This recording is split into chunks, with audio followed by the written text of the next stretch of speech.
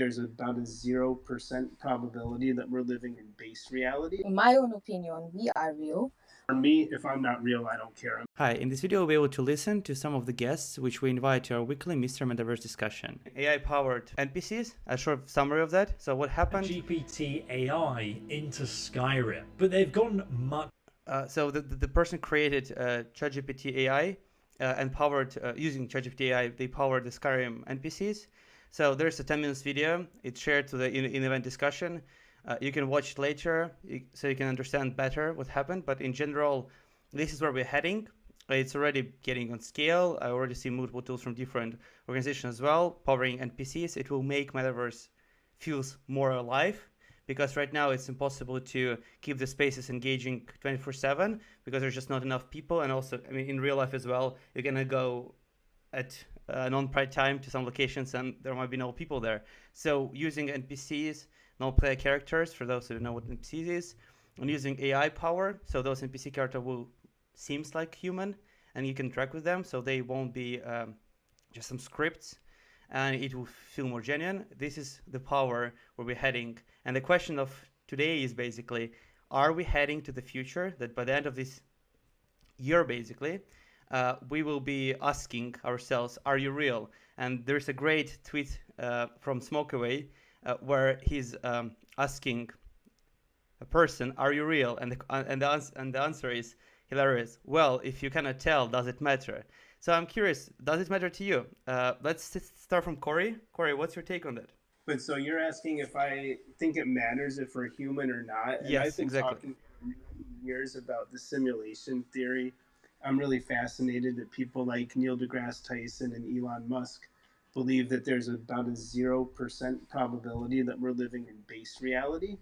And I look at things like the fact that we are somewhat powered by electricity and we effectively have a motherboard, and there's so much about our kind of processor that we don't really know about, which is the brain. So I think there's already a possibility, realistically, that we might not be what some people would hope is real. And yes, we're biologic, and yes, we are carbon and cells, and that came from stars exploding however many eons ago. But for me, it doesn't matter. I'm existing in a reality where I exist. I'm observing what I'm observing. From a spiritual perspective, I love to study things like the oneness theory and transcendentalism. But I really do think that there's a possibility that we're not real already.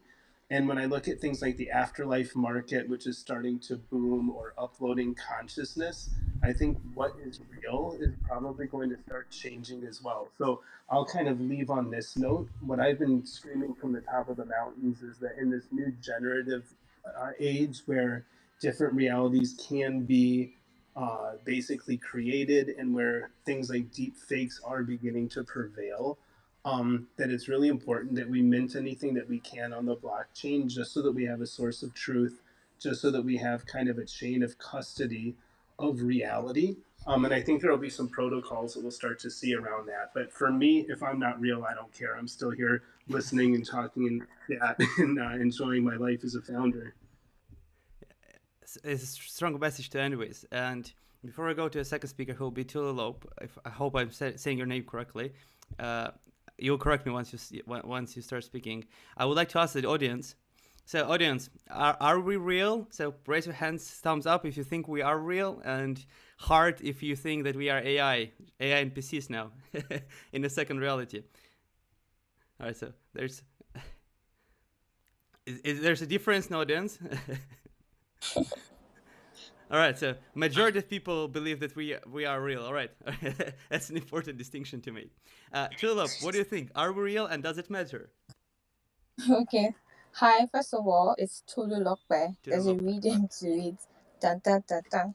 So, yeah. So thank you for having me here. Well, in my own opinion, we are real.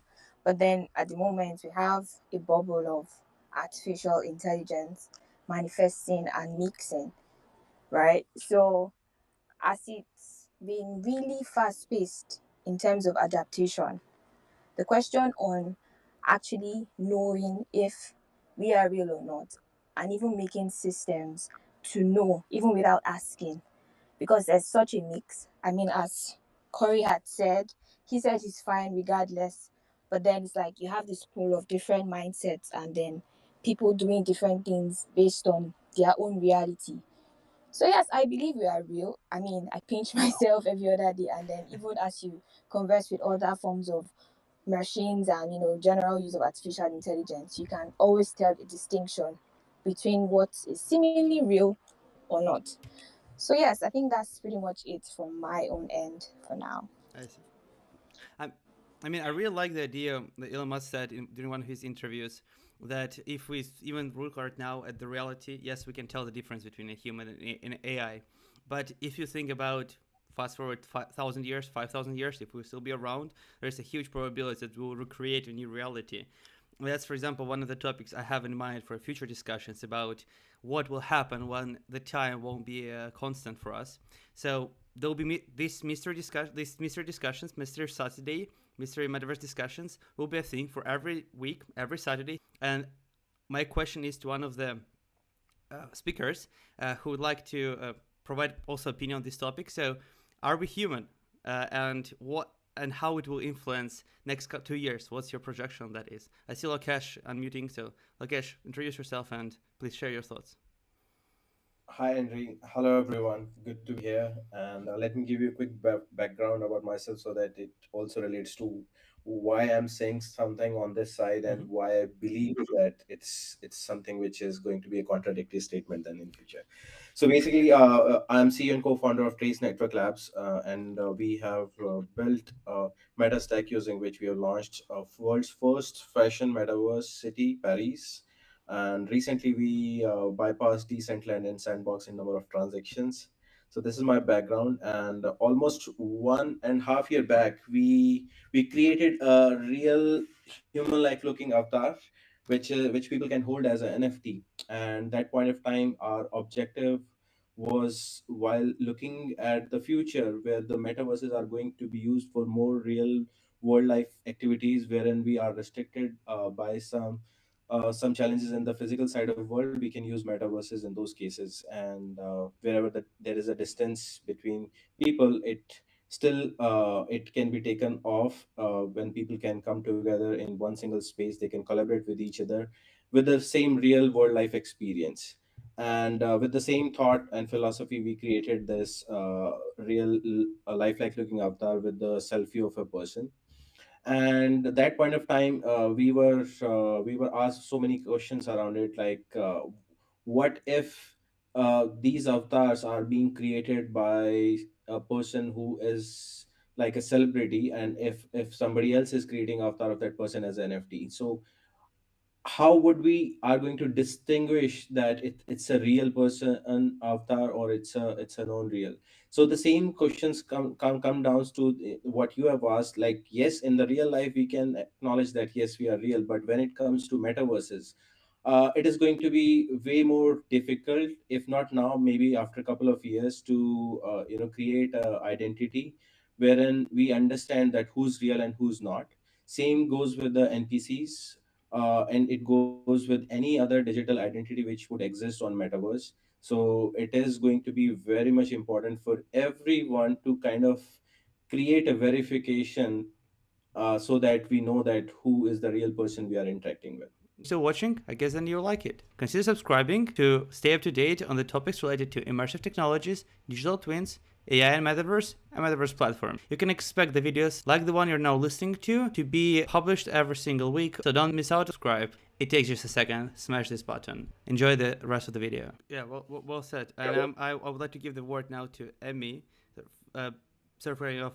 We have a limited amount of time and a lot of speakers to join today on 3 topics. And I would like to say before that, thank you to everyone who joined. 50 people, it's huge. I want to first thank before I give the word to Emmy, because Emmy in our conversation mentioned about using power of blockchain, and I really love what you said. So I wanted you to share that with the public and see how people will react. So once Emmy will say that, please react with clapping hands if you agree with what her message will be regarding using blockchain to protect humans and differentiate humanity from AI-powered NPCs. Thank you for joining today. And Emmy, what do you believe? how blockchain will help us solve the problem with making sure who is real and who is not.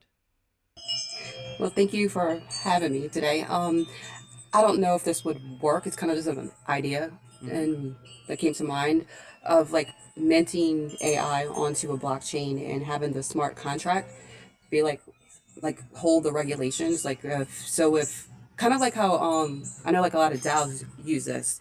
So if something's there's a violation, like if A happens, like being the violation, then there's a consequence, like B happens, kind of like programmed that way.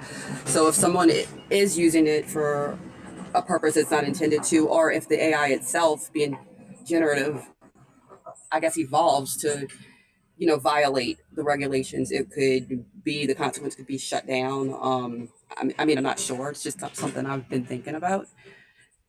I don't know how that would work, but I think there's a possibility that that could be like an avenue. It's definitely worth exploring. Just one quick thing about the real or not real that y'all were talking about. I mean, like first, like what is real? Like to define exactly what makes something real or not, and who knows? I don't know.